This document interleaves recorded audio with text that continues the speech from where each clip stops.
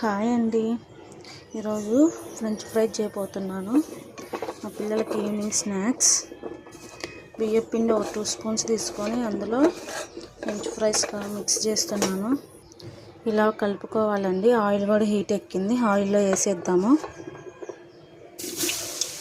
ఒకసారి కలుపుకుందామండి. ఇలా అయితే బాగా వస్తాయండి టేస్ట్. ఉత్త ఆలు ఫ్రెంచ్ ఫ్రైస్ కంటే ఇట్లా బియ్య పిండి కలిపి చేసుకుంటే టేస్ట్ బాగుంటుందండి. ఓకే అండి, వేగిపోయాయి, తీసేసుకుంటున్నాను.